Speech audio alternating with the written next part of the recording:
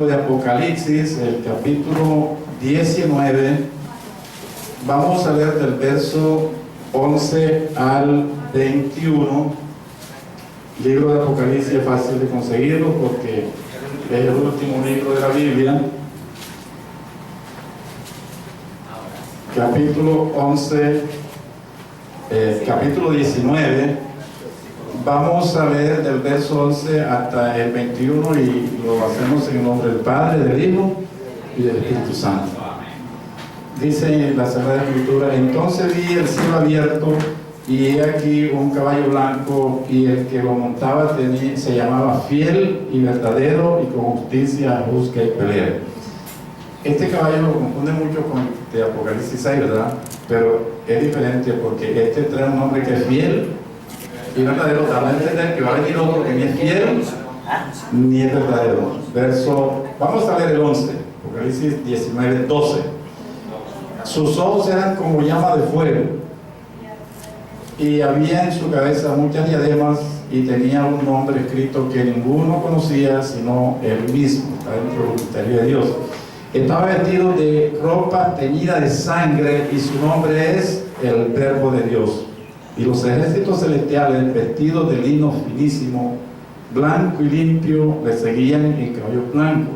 Usted sabe que en primera de Tesalonicenses 3:13 dice que Jesús vendrá con todos sus santos, ¿verdad?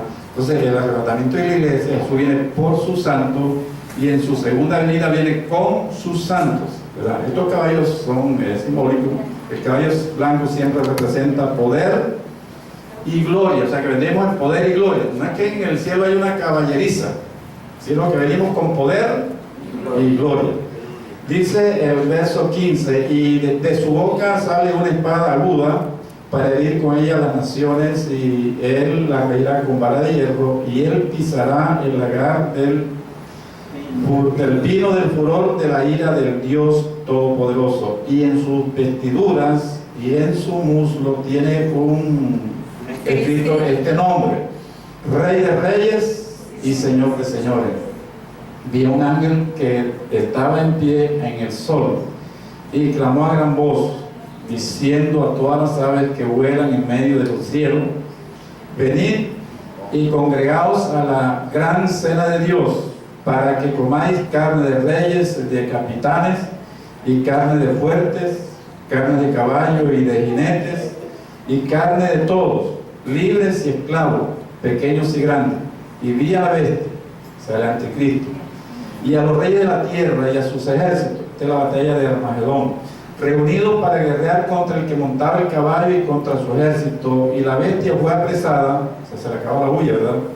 Y con ella el falso profeta, que había hecho delante de ellos las señales con las cuales había engañado a los que recibieron la marca de la bestia, y habían adorado su imagen. Estos dos fueron lanzados vivos dentro de un lago de fuego que arde con azufre. O sea, ahí llega el final del anticristo. Y los demás fueron muertos. Los demás es un ejército que Apocalipsis capítulo 8, verso 16, dice que son 200 millones de soldados. O sea que Israel va a atacar 200 millones de soldados. Mire, hermano, Dios siempre pelea por Israel. Israel es el pueblo que nunca muere. O sea, el mundo le va a poner 200 millones de soldados. Apocalipsis capítulo 9, verso 16, dice: y lo va a reunir en un lugar que se llama Armagedón, un valle que hay en Palestina. Se va a llenar de soldados, pero Dios siempre ha peleado por Israel. El que se meta con Israel sale tranquilado. Y los demás muertos, verso 21. Y los demás fueron muertos con la espada que salía de la boca del que montaba el caballo, y todas las aves se saciaron de la carne de ellos. Padre, te damos gracias en esta mañana por tu palabra. Señor, te pedimos que la bendigas. Señor, toma control de todo lo que se va a hacer. Une nuestros oídos con el aceite del Espíritu Santo. Capacítanos nuestros oídos para oír, porque Dios viene por el oír y el oír por tu palabra. Desautorizamos, Señor, toda influencia contraria a la tuya, todo espíritu negativo lo declaramos sin poder, y nos declaramos, Señor, en victoria, en el nombre de Jesús. Amén y amén. Bien, mis hermanos, pueden tomar sus asientos. Toda la Biblia es importante, ¿verdad? Todos los temas bíblicos son importantes. Pero nosotros podemos hacer una clasificación entre los temas que son importantes y otros que son muy importantes. En la Biblia hay temas que son de mucha importancia. Y uno de los temas que es de mucha importancia es la segunda venida de Cristo. Y es un tema de que de pronto se tiene como que muy abandonado, olvidado. Y hay mucha confusión con relación a este tema. Confusión en el pueblo judío, confusión en la iglesia y confusión en el mundo. Yo trabajé un tiempo en un lugar que se llama Babilón y los dueños eran judíos y tenía un jefe que era Bill Spielberg, que era judío, y él decía, ya yo estaba convertido, ese Cristo o ese Mesías que vino en el primer siglo y no entró ahora, no es el Mesías que nosotros estamos esperando. Y ellos dan una prueba reciente, dice, porque el Mesías que estamos esperando no nos va a dejar. Y este Mesías que vino nos dejó. Segundo, ellos dicen, los judíos, o sea, los judíos ortodoxos, pues ellos conocen la palabra, todos los profetas hablaron de un mundo totalmente transformado en poder del unigénito Hijo de Dios. Y eso no ha acontecido. Él vino, nos dejó y no ha pasado nada. Y citan la palabra. Y tienen razón. Porque Isaías capítulo 2, miren lo que dice, lo que va a suceder en el mundo cuando venga el Mesías de Israel. Isaías capítulo 2, vamos a ver del versículo 1 al 4, es una profecía mesiánica que se tiene que cumplir. Isaías capítulo 2, eso lo dice la Biblia de los judíos y la Biblia es una sola. Dice lo que vio Isaías y de Amós, Isaías capítulo 2, dice el 2, acontecerá en lo postrero de los tiempos que será confirmada el monte de la casa de Jehová como cabeza de monte. Está hablando de Jerusalén, que va a ser la capital del mundo. Este monte es Jerusalén. Y será exaltado sobre los collados, o sea, las demás ciudades, y correrán a ellos todas las naciones. Y vendrán muchos pueblos y dirán, venid y subamos al monte de Jehová, a la casa del Dios de Jacob, y nos enseñará sus caminos. O sea que va a haber adoración unificada. La tierra se llenará del conocimiento de Dios como las aguas cubren la mar. Y si caminaremos por sus sendas, por los judíos, porque de Sión saldrá la ley y de Jerusalén la palabra de Jehová. Miren lo que dice el verso 4. Y juzgará entre las naciones y reprenderá a muchos pueblos, y volverán sus espadas en reja de arado y sus lanzas en hoce. No alzará espada nación contra nación, ni se adiestrarán más para la guerra. Esto lo dice la Biblia, esto lo dicen los judíos, y nosotros no podemos decir que eso es mentira porque la palabra lo dice. Sin embargo, ellos dicen, ya vino el Mesías. Y esta profecía se está cumpliendo pero al revés. O sea, ahora están convirtiendo los asadones en espadas y las hoces en lanzas. Dice que las naciones no se preparan más para la guerra, pero en este momento lo que más invierte en el presupuesto de cada nación es en la guerra. Entonces dice, ¿dónde está esa promesa? O sea, ellos van a dar cuenta, ¿por qué nos dejó si él venía a reinar? ¿Dónde está la paz? Si en este momento hay 80 países en guerra. Pues esa profecía está cumpliendo pero al revés. Ellos dicen, si el Mesías hubiera venido, esto hubiera cumplido. Los profetas dijeron que esta tierra va a haber abundancia económica. Y ese es el reloj que tienen algunos predicadores evangélicos, ¿verdad? Mire, en el libro de Amós, capítulo 9, versos 13 y 14, habla de lo que va a suceder cuando venga el Mesías. Va a haber abundancia económica. Nadie, hermano, tendrá necesidad de nada. Entonces, hay muchos evangélicos que dicen, el cristiano que esté pobre es porque está en pecado. Porque en el reino no puede haber gente pobre. Y tiene razón, porque la Biblia lo dice. Yo digo Amós, ¿verdad? Capítulo 9. Es que ellos hablan con la palabra. ¿Y quién les puede refutar? Amós, capítulo 9. Usted va a leer conmigo el verso 13 y el 14. Y mire lo que dijo el profeta con relación a cuando Jesús venga. Dice, he aquí vienen días, dice Jehová, que el que ara alcanzará al segador, y el pisador de las uvas al que lleva la simiente, y los montes destilarán mosto, y los collados se derretirán, y traeré del cautiverio de mi pueblo Israel y edificarán sus ciudades y asoladas y la habitarán, plantarán viñas y verán del vino de ella y harán huerto y comerán del fruto. Dice que quitarán lo viejo para ponerlo, lo añejo para ponerlo nuevo, y dice que va a haber abundancia y ellos dicen, y donde está abundancia, entre más días hay más necesidad, hay más pobreza. Entonces son cosas que pueden confundir a una persona, ¿verdad? Porque la Biblia lo dice y eso es cierto. Dice que en esta tierra va a haber santidad cuando venga Jesús. Va a haber pleno conocimiento. La tierra se llenará del conocimiento de Dios como las aguas cubren la mar. Dice que en esta tierra va a haber adoración unificada, o sea que adoraremos al verdadero Dios. Sin embargo, en este momento hay 1200 religiones y cada uno va para su lado. Entonces la pregunta que hacen los judíos: ¿dónde están esas promesas?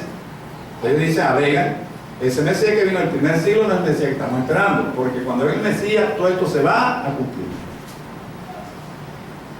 Pero entonces, ¿cómo se podría refutar o salir de ese enredo? Yo le digo, hermano, que este es un tema tan grande, la segunda venida de Cristo es un tema tan grande, que hay que estudiarlo de lo general a lo particular y de lo particular a lo general. ¿En qué sentido? Usted empieza a mirar un carro, un automóvil a 10 metros de distancia y lo va a ver todo, ¿verdad? Es una visión general, usted está viendo todo el carro. Pero si se acerca con una lupa y empieza a acercarse a él, se va a dar cuenta que en el carro hay un motor. Y si se acerca al motor con la lupa, se da cuenta que el motor tiene una bomba de inyección. Y si se acerca a la bomba de inyección, se da cuenta que la bomba de inyección tiene unos resorticos pequeñitos que de acá afuera no se ven. Pero ese carro, sin esos tornillitos, hermano, no funciona. O sea, una cosa tan pequeñita no deja funcionar el carro. Pues tenemos que ir de lo general a lo particular. Pero si usted, como mecánico, solamente mira el tornillito, entonces no va a tener una comprensión madura del carro en general, ¿verdad? Entonces eso hay que estudiarlo de lo general a lo particular y de lo particular a lo general, y así vamos a entender claramente en qué consiste la segunda venida del Señor. ¿Qué tal si hacemos un estudio en esta mañana de esa naturaleza? Y vamos a mirar primero lo general. Y cuando hablamos de lo general tenemos que hablar del reino de Dios, porque Jesús viene a reinar. ¿Y qué es un reino? Es un territorio controlado por un rey. Entonces, cuando hablamos del reino de Dios, es como un libro que abarca lo general. Es un libro que habla de una eternidad hacia el presente, hacia el futuro, y una eternidad hacia el pasado. O sea, el reino de los cielos, el reino de Dios, es eterno, de eternidad hacia la eternidad. Es lo que se llama la infinitud. O sea, Dios tiene un atributo que es el infinito, infinitud. Nosotros no somos infinitos, ¿verdad? Nosotros tenemos vida eterna, pero la vida eterna de nosotros parte desde el momento en que aceptamos a Cristo como nuestro Salvador hacia allá. O sea, que tenemos vida eterna hacia el futuro, pero hacia el pasado nosotros no somos eternos. Pero Dios es eterno hacia el pasado y hacia el futuro, y eso le da un atributo que es la infinitud. O sea, Dios es no solamente eterno, también es infinito. Así es el reino de Dios. El reino de Dios es infinito. Pero ese libro, haciendo una ilustración para entender el asunto, que es el reino de Dios, tiene un capítulo, ¿verdad? O sea, si bajamos más la lupa al reino de Dios, nos vamos a dar cuenta que ese reino tiene un capítulo, y ese capítulo se llama el reino de los cielos. O sea que el reino de los cielos no es el reino de Dios, hace parte del reino de Dios. Por ejemplo, en el reino de los cielos siempre hay mezcolanza, ¿verdad? En el reino de los cielos hay cizaña, hay trigo, hay levadura, hay harina sin levadura. En el reino de los cielos siempre hay tropiezo, siempre hay cosas malas, siempre. Pero en el reino de Dios, hermanos, no entra nadie. El reino de los cielos tuvo un comienzo, un capítulo. Es como el libro de Juan, por ejemplo. Juan no es la Biblia, el Evangelio es un segundo de la Biblia, hace parte de la Biblia, ¿verdad? Es un libro de la Biblia. Entonces, cuando hablamos del reino de los cielos, estamos hablando de un capítulo del reino de Dios. Y ese capítulo tiene 2 páginas. La primera página habla de Cristo en su primera venida hasta que venga por segunda vez. Y la segunda página, Cristo cuando venga por segunda vez hasta que entregue el reino al Dios y Padre. Dice 1 Corintios capítulo 15, verso 24. Y entonces el Hijo se sujetará al Padre. Entonces el Hijo gobernará con el Padre, con el Espíritu Santo por toda la eternidad. O sea, se cierra la segunda página de un capítulo y entramos nuevamente al reino de Dios. A ver si entendimos bien esto. ¿Qué es el reino de Dios? Un libro. Ese libro tiene un capítulo, que es el reino de los cielos.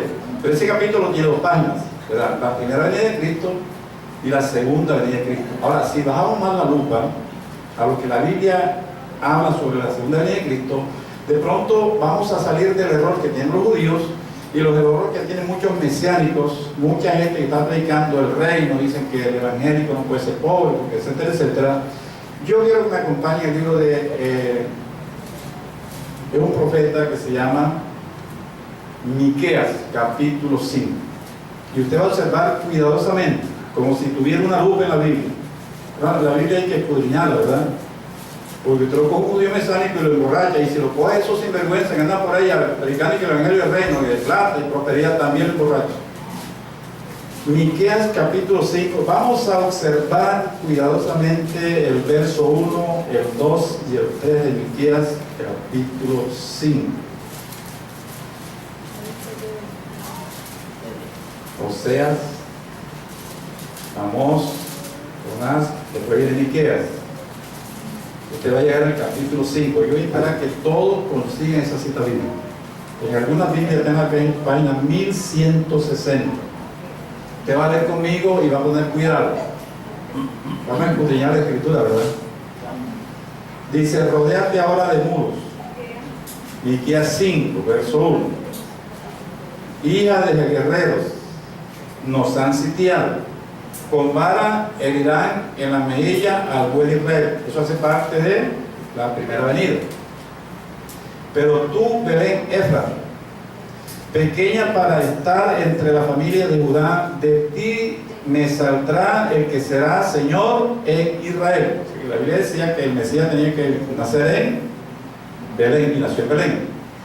Y sus salidas son desde el principio, desde los días de la eternidad. O sea que el reino que va a traer es eterno y no tiene ni principio ni fin. Pero ¿qué dice el verso 3? Miqueas capítulo 5, ¿qué dice el verso 3? Pero los dejará. La Biblia dice que lo iba a dejar. Y ese detalle tan pequeño ha hecho que el pueblo de Israel haya tropezado. Porque dice, no puede ser, porque él no dejó. Pero la Biblia decía en el Antiguo Testamento, en los escritos que ellos tienen, que los iba a dejar. ¿Hasta cuándo? Puede leer el verso 3. La Biblia es clara. ¿Hasta cuándo lo va a dejar? Hasta que... ¿Qué dice el verso 3? Hasta el tiempo que dé a luz la que ha de dar a luz. Esto nos remonta o nos lleva a Apocalipsis capítulo 12, ¿verdad? En Apocalipsis capítulo 12 aparece la nación de Israel como una mujer encinta. En el momento del alumbramiento, Israel capítulo 12, y eso habla de la conversión del pueblo judío. O sea, cuando Israel entra al nuevo pacto que hizo Jesús, y que Jeremías capítulo 31, 31 y 32 dice que Dios al pueblo judío le va a cambiar el corazón de piedra y le va a poner un corazón de carne. O sea, se van a convertir al evangelio, o sea, van a nacer de nuevo. Dios los va a convertir. Entonces Dios es Dios de oro. Primero es la liberación espiritual, o sea, Dios primero los va a convertir, después viene a reinar de manera literal y de manera política. Porque hágase una pregunta: ¿de qué le servía a Pedro? Porque él hizo una pregunta a Jesús: Señor, ¿restaurará el reino de Israel? ¿Te vas a ir? ¿No vas a dejar bajo el control de los romanos? Y la mamá de los hijos de Zebedeo Le pidieron a Jesús de que en el reino pusiera a uno a su izquierda y a otro a su derecha. Ya están perdiendo los puestos políticos. ¿De qué le serviría a los hijos de Zebedeo una independencia política si espiritualmente iban a ser cautivos? ¿Qué es lo mejor, hermano? La independencia espiritual. Pero primero Jesús nos liberta del pecado y después nos da el reino físico. Así trabaja Dios. Entonces la Biblia dice en el libro de Miqueas que el Señor iba a venir, pero los iba a dejar. Ahora, vamos a mirar las palabras que pone Jesús con relación a este tema de la primera venida en el Evangelio según San Lucas, capítulo 19. Lucas, capítulo 19. Los judíos tropezaron porque ignoraron este detalle. Y Jesús se lo dijo. Y se lo advirtió, pero ellos tenían la venda, ¿verdad? El verso 11. Ubíquese en Lucas capítulo 19, verso 11. Oyendo ellos estas cosas, o sea, lo que dijo en el verso 19, en el verso, parte del verso 19, prosiguió Jesús y dijo esta palabra. Mira, aquí está la palabra proseguir. Prosiguió. Yo creo que usted estudie esa palabra en su casa y eso le va a dar sustancia a lo que vamos a leer. Prosiguió Jesús y le dijo una palabra. Por cuanto estaba cerca de Jerusalén, y ellos pensaban que ¿qué? ¿Qué estaban pensando los judíos? Que el reino de Dios se manifestaría inmediatamente. Ellos creían en eso. Sí, que inmediatamente Dios le iba a quitar el reino a los romanos y se lo iba a dar a los judíos. Ellos creían eso. Al fin somos libres del peligro. Porque la Biblia dice que cuando el Mesías venga va a hacer eso. Es tremendo problema, ¿verdad? Ellos pensaban que el reino de Dios se manifestaría inmediatamente. Eso pensaron los hijos de Zebedeo, pensó Pedro y sigue el pueblo judío pensando lo mismo. Por eso dicen que él no era el Mesías. ¿Qué dice el verso 12? Dijo pues, esto es una parábola, y entienda que una parábola es un reino, es una historia terrenal con un significado espiritual. Dijo pues, un hombre noble se fue a un país lejano.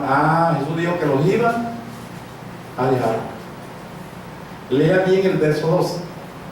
Jesús le recuerda lo que dice Miqueas, que Él los iba a dejar. Ese es el orden de Dios, esa es la economía de Dios. Un hombre noble se fue a un país lejano para recibir un reino y volver. Ahora, yo estoy hablando aquí de gente que ya conoce la escritura. Y ustedes saben, hermano, que cuando Jesús se fue, una nube lo recibió y la nube se lo llevó, y en esa misma nube vendrá. Pero ¿qué pasó con Jesús cuando los discípulos lo perdieron de vista en la nube? O sea, ¿para dónde cogió? ¿Qué hizo? ¿Qué pasó en el cielo cuando él llegó al cielo? Puesto en la nube. Después de haber pagado el precio, después de haber muerto en la cruz, después de haber vencido al diablo y a la muerte, ¿qué pasó cuando él se pierde de vista de los discípulos? En la Biblia narra lo que sucedió después. ¿Y qué sucedió? En el libro de Daniel, capítulo 7, versos 13 y 14, mira lo que sucedió en el cielo cuando Jesús retorna ya después de haber resucitado. Daniel, el Evangelio de Daniel, el libro del profeta Daniel, capítulo 7. Usted va a leer conmigo el verso 13 y el verso 14. Y ahora vamos a entender, hermano, lo que es la segunda venida de Cristo. Daniel capítulo 7. Lea conmigo el verso 13 y el 14. Vamos a esperar que consigan la cita, hermano, porque hay muchos conceptos humanos dentro de la iglesia y por eso hay mucha gente enredada, porque de pronto no miramos los detalles que hay en la Biblia y eso nos enreda. Dice el verso 13: miraba yo en las visiones de noche, y aquí en las nubes del cielo que venían, uno como hijo de hombre. O sea que entonces la visión ya se ve en el cielo, ¿verdad? Y Jesús se presenta en una nube como hijo de hombre. Verso 13: que vino hasta el anciano de días y le hicieron acercarse delante de él. O sea, que la nube lo llevó directamente al Padre. ¿Sabe qué dicen los adventistas? Que Jesús se entronizó en el año 1886, fue cuando se sentó a la diestra del Padre, pero aquí dice que inmediatamente llegó a la presencia de Dios y se entronizó. ¿Por qué los adventistas dicen eso? Porque Elena de White dijo eso y le siguen creyendo a Elena de White. Pero la Biblia enseña otra cosa. ¿Qué dice el verso 14? ¿Y le puede dar lo qué? ¿Y qué más? ¿Y qué más? Para que todos los pueblos, naciones y lenguas les sirvan. Su dominio es dominio eterno que nunca pasará y su reino uno que no será. Entonces, y eso hace parte de la segunda página del capítulo del reino de Dios. ¿Sí está entendiendo? O sea, que ¿por qué la gente se enreda tanto? Porque muchas veces miramos lo general y no le llamamos a lo particular. O algunos miran lo particular y no miran lo general. La Biblia hay que, yo no sé cómo se llama exacto, eso es como que una regla matemática. Aquí me dijo que es el plano cartesiano, pero yo no creo que sea el plano cartesiano, eso tiene otro. Pero sí, las cosas hay que estudiar de lo general a lo particular y de lo particular a lo general. Ahora ya Jesús viene la segunda vez, pero ya no viene con la primera venida. Ahora viene como lo describe Apocalipsis capítulo 19, del 11 al 21. Vendrá con poder y gloria a reinar un reino que va a ser político y físico. Entonces entienda este detalle. En la primera venida, o sea, la primera página del capítulo, Jesús viene con un cuerpo de carne y sangre a traer un reino espiritual. En la segunda venida viene con un cuerpo glorificado a traer un reino físico, un reino literal, o sea, un reino político. Eso lo tenemos que entender. De lo contrario nos enredamos y empezamos a predicar, como dijo un hipódromo: si ustedes desayunan con 2 videos y un poquito de queso rallado y un poquito de café con leche, arrepiéntase, porque eso no es la comida de un hijo del rey, hermano, que tiene que arrepentir porque está enredando a la gente. Está un cristiano que, porque la Biblia dice que en la iglesia siempre es menesteroso. La palabra menesteroso es necesitado. Una persona que esté necesitada y un loco de esto, hermano, sale de paradón y dice: bueno, Dios va a bendecir a la iglesia. A mí no me bendice, quiere decir que no soy de rey. Esas cosas hacen que la gente tropiece. Entonces, son dos facetas del mismo acontecimiento: la primera página y la segunda página. ¿Qué va a pasar entre la primera y segunda venida del Señor? Vamos a irnos entre la parábola de Lucas capítulo 19, porque no terminamos. Vamos a ir examinando de manera minuciosa, ¿verdad? Lucas capítulo 19, y vamos a mirar lo que está pasando y lo que tiene que pasar entre la primera y la segunda venida. ¿Qué es lo que no se han de pronto dado cuenta muchos? Es el 19, ¿verdad? 19, verso 11. Sigue el Evangelio según San Juan. A ver, Lucas.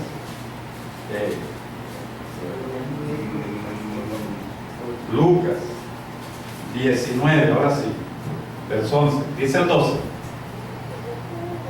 un hombre noble se fue a un país lejano para recibir un reino y volver.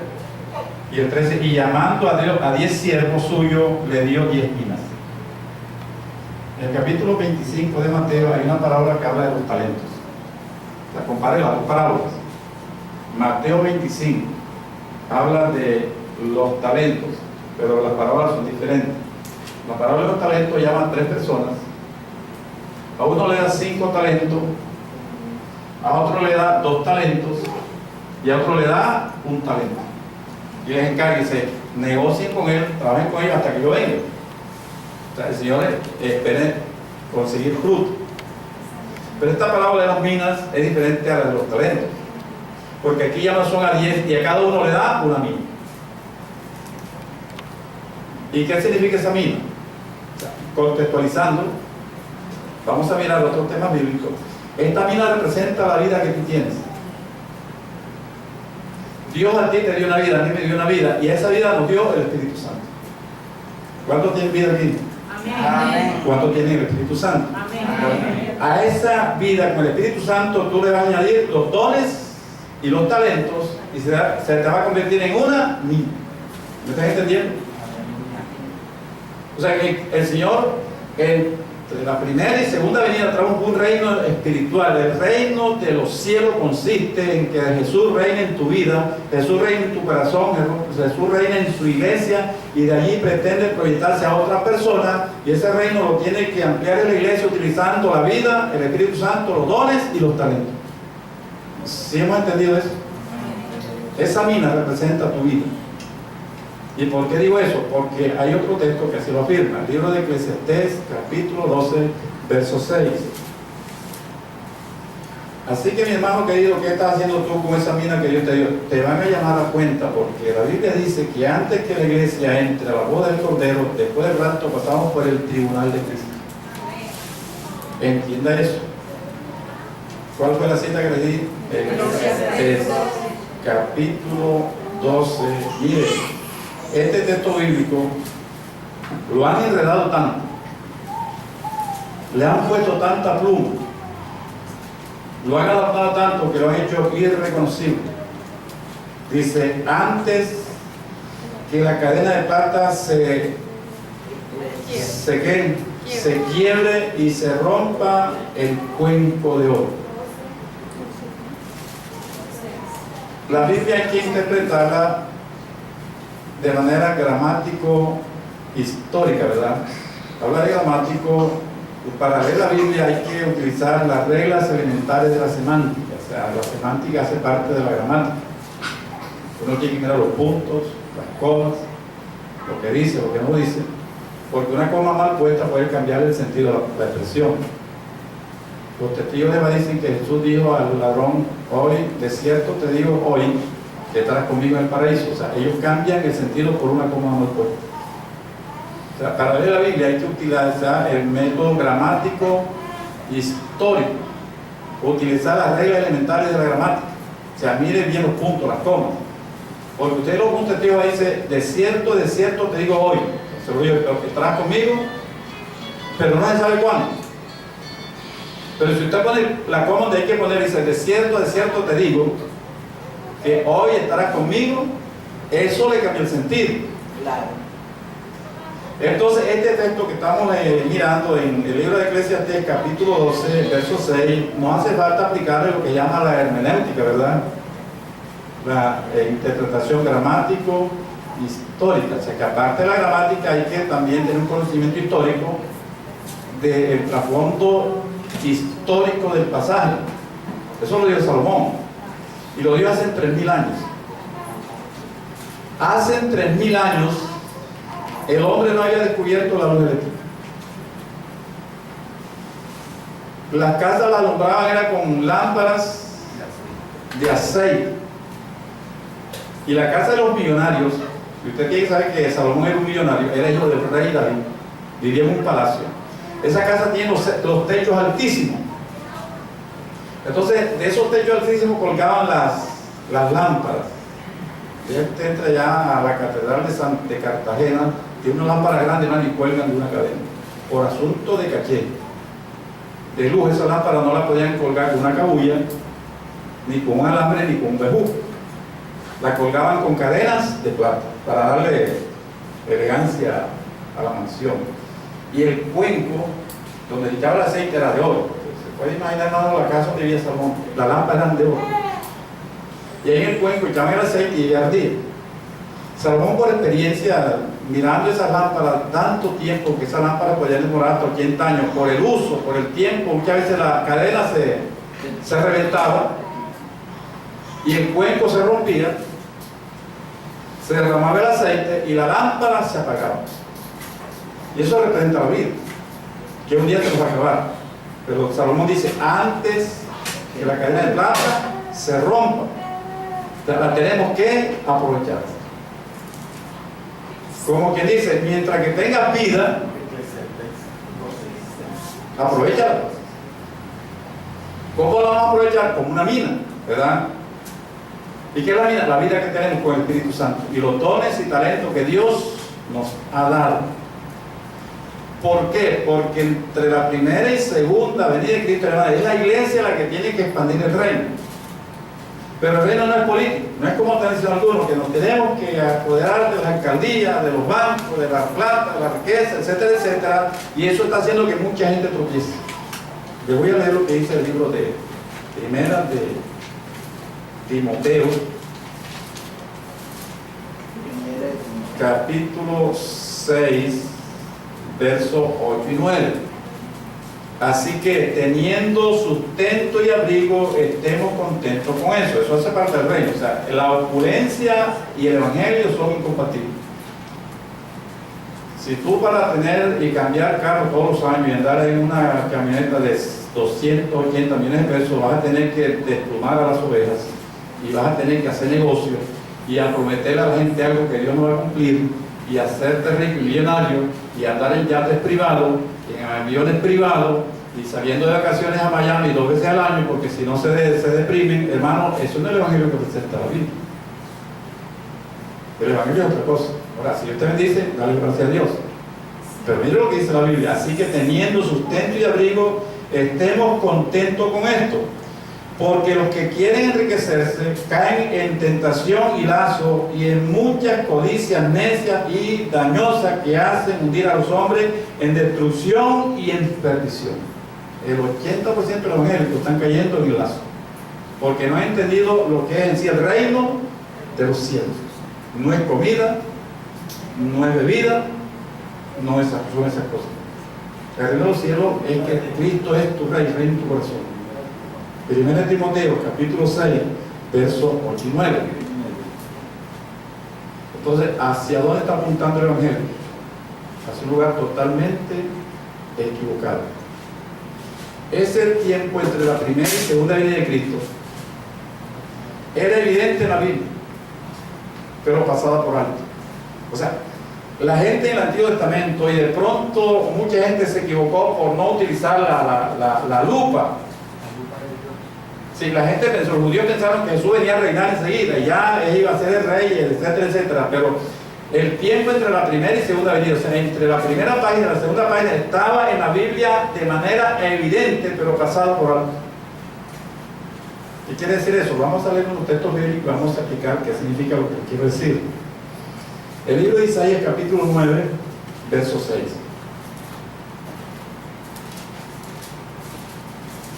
Isaías, capítulo 9, verso 6. Ese tiempo entre la primera y segunda venida de Cristo, que era un valle como de 2000 años, era evidente en la Biblia, pero pasado por alto. Dice, porque un niño nos es nacido, hijos nos es dado. Ya eso sucedió en su primera venida. Eso hace parte de la primera página. Dice, y el principado sobre sus hombros, y será llamado su nombre admirable, consejero, Dios fuerte, Padre eterno, príncipe. Eso será en su segunda venida. La primera venida es que un hijo no es dado, él nació, pero para el pueblo judío, la segunda parte, o sea, Dios fuerte, hermano. Al contrario, si lo crucificaron en una cruz y murió pidiendo algo. O sea que la segunda parte del versículo es para la segunda venida. Vamos a leer otro para entenderlo mejor. Isaías capítulo 61. Mire bien, es que muchas veces uno tiene que observar bien las cosas, ¿verdad? Porque hay pequeños detalles que nos pueden hacer tropezar. Isaías capítulo 61, verso del 1 y verso 2. El Espíritu de Jehová el Señor está sobre mí, porque me ungió Dios, Jehová. Eso es lo que quiere decir la palabra Mesías, ¿verdad? El ungido. Me ha enviado para predicar buenas nuevas a los quebrantados. Eso hace parte de su primera venida.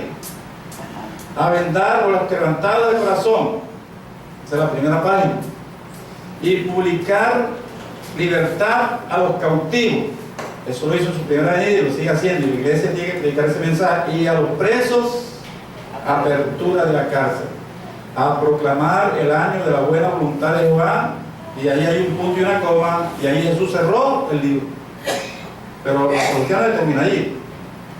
Si usted lee el Evangelio según San Lucas, capítulo 4, allí Jesús cerró el libro. ¿Dónde lo tenía que cerrar? Lo que hacía parte de su primera venida, o sea, de la primera página.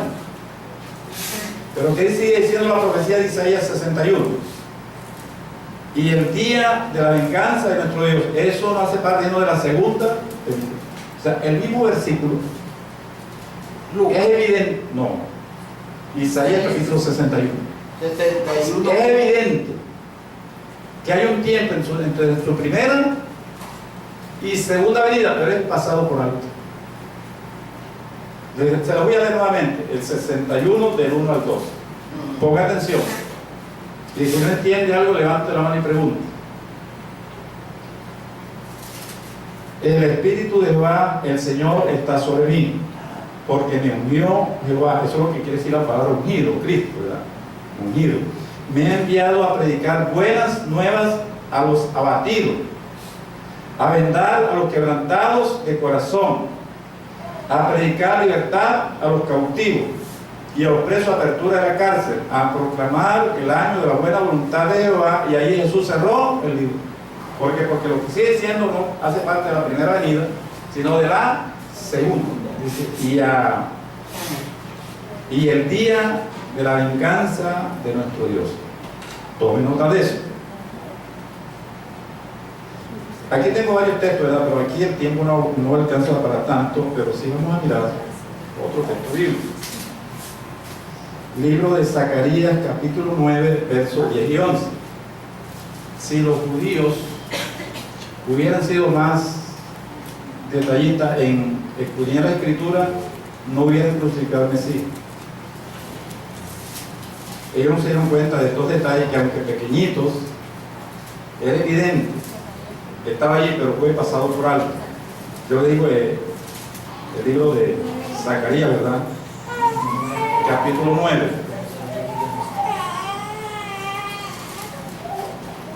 Dice el versículo 9 y el 10 de Zacarías, capítulo 9, verso 9. Alégrate mucho, hija de Sión. Da voces de júbilo, hija de Jerusalén. He aquí que tu rey vendrá a ti justo y salvador, humilde, cabalgando sobre un asno, sobre un pollino, hijo de asno. Eso sucedió, ¿verdad?, en su primera venida. Pero ¿qué dice el versículo 10? Y de Efraín destruyeron los carros. Ese poder bélico Jesús no lo demostró en su primera venida. Háganme el favor. Ese poder bélico lo va a encontrar en su segunda venida. ¿Qué es lo que va a pasar en el libro de Apocalipsis, capítulo 19, la porción que leímos, ¿verdad? Que va a destruir los ejércitos del anticristo con el resplandor de su venida. Mire estos dos textos bíblicos, que es una sola profecía, pero había ahí algo oculto que evidenciaba el reino de los cielos en dos páginas. La primera página, la segunda venida, la segunda, la segunda venida. Pero los judíos lo pasaron por alto. O sea, no lo evidenciaron, aunque era evidente. Ahora, ¿qué va a pasar con la segunda venida? Jesús viene a reinar, ¿verdad? Ya no hay que repetir lo que leímos en Apocalipsis capítulo 19, del 11 al 21. Usted lo puede volver a ver en su casa. Ya así vendrá con poder y gloria como Rey de Reyes y Señor de Señores. Y vendrá a tomar un reino durante 1000 años y después por toda la eternidad. Pero ¿qué va a pasar después? Les voy a narrar dos cosas. Algo que pasaba aquí en Jerusalén de acá abajo. Bueno, los judíos están problemados con ese cuento de los palestinos. Esa tierra es de ellos. No van a entrar en el detalle, que no es el tema. Pero en la Jerusalén terrenal, en los tiempos de Jesús, y Dios quiso que así fuera, había un basurero en un valle que se llama el Valle de los Hijos de Hinnom. O sea, los judíos convirtieron ese valle en basurero. Allí ardía la basura, no ardía, porque los judíos quemaban la basura y había gusano, donde el fuego no se apagaba, ¿verdad? Después que los judíos volvieron de allá de Babilonia, donde fueron cautivos durante 70 años por causa del pecado, por causa que los reyes de Israel quemaban en ese valle los hijos de Acaz, no Acab, de Judá, de Israel, Hubo un rey de Judá que llamó Acaz, otro Manasés, y muchos reyes quemaron a sus hijos allá en Dios Moloc, en el valle de los hijos de Hinnom. Ahí quemaron a los hijos de ese valle. Y por causa de ese pecado, Dios los llamó y dice: por lo que hizo Manasés, no lo voy a perdonar. Lo llevó cautivo durante 70 años a Babilonia. Allí sufrieron ellos la inclemencia del destierro. Cuando regresaron y sabían que en ese valle se hizo lo que se hizo, y por causa de lo que se hizo ahí, ellos fueron castigados, hermano, lo convirtieron en un basurero como desprecio, como quien dice, y lo llamaron la ajena. Ese valle se llamaba la ajena. Literalmente en Jerusalén había un valle que era la ajena, que era el basurero de Jerusalén. ¿Qué había en ese valle, hermano? Todo lo que no servía de utilidad para los judíos. Como nosotros, ¿qué es lo que vos usted la basura, hermano? Lo que no se usa.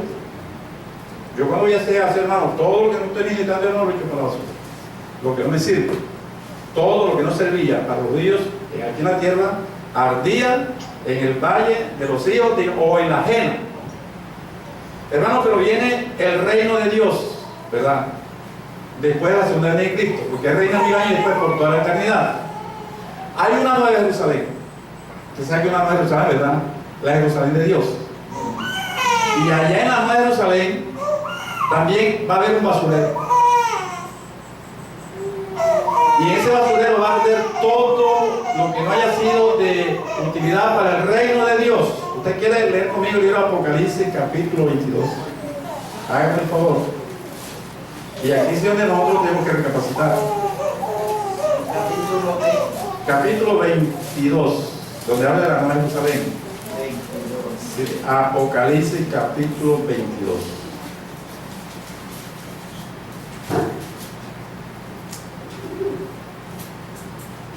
Dice el versículo: la ciudad no tiene necesidad de sol, ¿verdad? No abre noche ni de día. Dice el verso 8, Apocalipsis 21:8.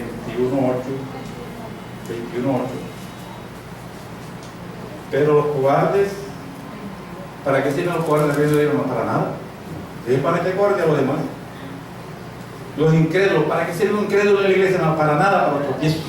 Todo le estorba, todo le pone talanquero. En la iglesia entre incrédulos, hermano, no, pero lo que hacen es servir de estorbo. Esa gente no sirve. En este momento no está siendo útil para el reino de Dios. ¿Quiénes? Los cobardes, los incrédulos, los abominables. ¿Para qué sirve un abominable en la iglesia? No, ¿para qué sirve? Los homicidas, los fornicarios. ¿Para qué sirve un fornicario? ¿Para qué sirve un borracho en la iglesia? Los borrachos. Los idólatras. ¿Para qué sirve un idólatra en la iglesia? De todo. Esas cosas no sirven ahora. ¿Qué más nos sirve? Todos los mentirosos. ¿Para qué sirve la mentira en la iglesia? Para contaminar el pueblo, ¿verdad? ¿Qué más? Tendrán su parte en el lago que arde con cuya azufre, que es la muerte segunda. Pero hay otra parte aquí también que habla de, y hay otro que donde ahí dicen los hechiceros, los homicidas, también tampoco van a entrar. Entonces, retomando el tema, en el reino de los cielos Dios nos entregó una vida, ¿verdad que sí? Y nos dio el Espíritu Santo, y nos dio dones, y nos dio talentos, y nos dio ministerio. Eso tiene que ser útil para el reino.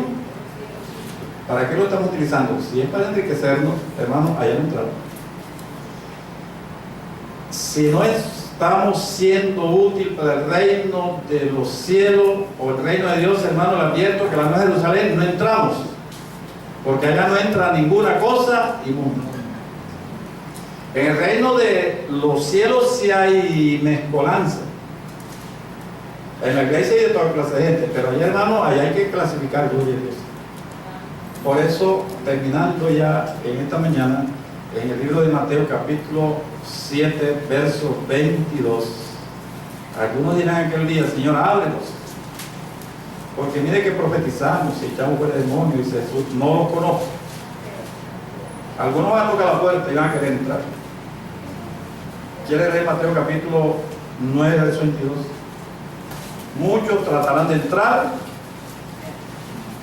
pero no podrán. ¿Usted sí cree que esa gente que está haciendo el tropiezo de la iglesia? 7:22 de Génesis, no. Mateo 7:22, ¿puede leer la cosa?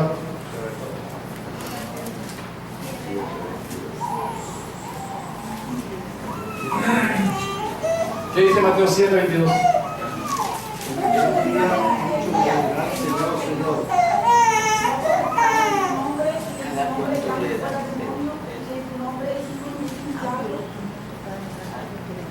¿Pero qué dice el Señor? Verso 23.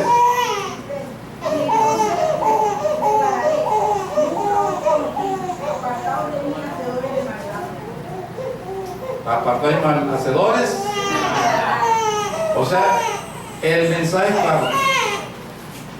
Lo que en este momento esté siendo de tropiezo para el reino de los cielos, allá no entra. Muchos tratarán de entrar, pero no podrán. Entonces, haciendo un resumen, hermano, entre la primera y segunda venida de Cristo, hermano, están pasando muchas cosas.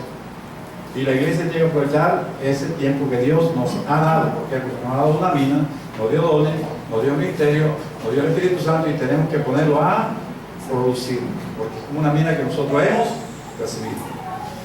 Bien, ¿hay alguna pregunta en esta mañana? Bueno, no hay pregunta, así hay una pregunta por allá.